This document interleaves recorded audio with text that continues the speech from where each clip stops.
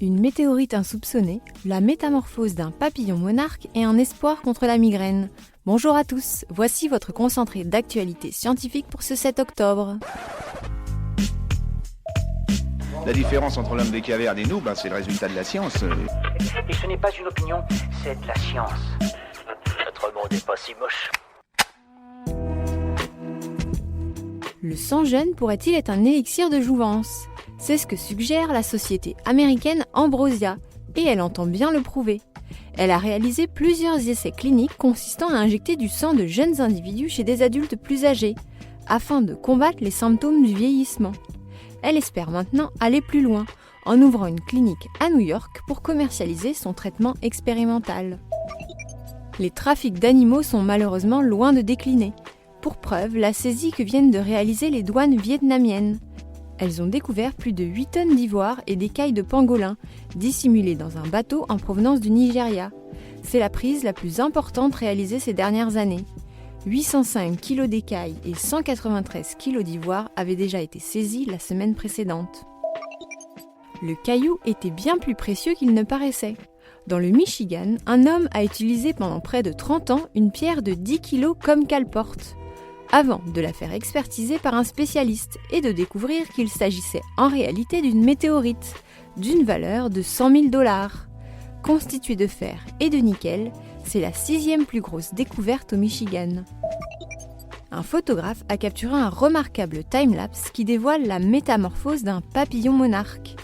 Sur ces images, on peut voir le lépidoptère sortir peu à peu de son cocon, jusqu'à déployer ses ailes orangées. Un splendide phénomène qui dure normalement quelques heures, mais qui a été compilé en moins de 2 minutes par le photographe Ken Rowling. Super, j'adore. Alors écoute-moi bien, je vais essayer d'être clair avec toi. Ouais, génial.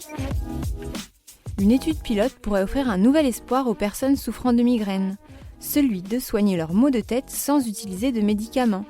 Des chercheurs ont en effet mis au point un inhalateur qui permettrait de modifier la composition de l'air respiré. En agissant sur les vaisseaux sanguins, il aiderait à apporter plus d'oxygène au cerveau pour soigner la migraine.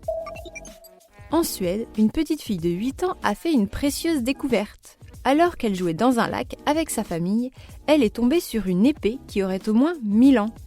Remontant à l'âge de fer, l'arme de 85 cm précéderait l'âge viking selon les spécialistes qui l'ont examinée. Mais elle est apparue dans un excellent état de conservation.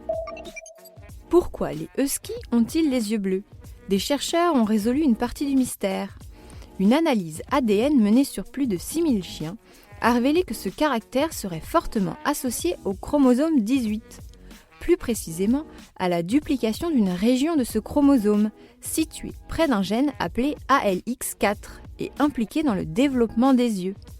Mais certains facteurs environnementaux seraient également impliqués. Le selfie a peut-être la cote, mais il est loin d'être sans risque. Il peut même parfois s'avérer mortel. C'est ce que révèle une nouvelle étude menée par des chercheurs indiens. Entre 2011 et 2017, cette mode aurait fait pas moins de 259 morts à travers le monde. La principale cause de décès associée au selfie serait la noyade. Mais la liste évoque également des chutes, des animaux, des armes à feu ou encore des cas d'électrocution. Et voilà, c'est tout pour aujourd'hui. On vous dit à demain pour de nouvelles actualités scientifiques. Et si vous voulez continuer à suivre le podcast MaxiScience sur votre smartphone, c'est désormais possible grâce aux applis Deezer, Spotify et Apple Podcasts. Voilà. Il ne reste plus qu'à vous remercier de votre attention. Au revoir.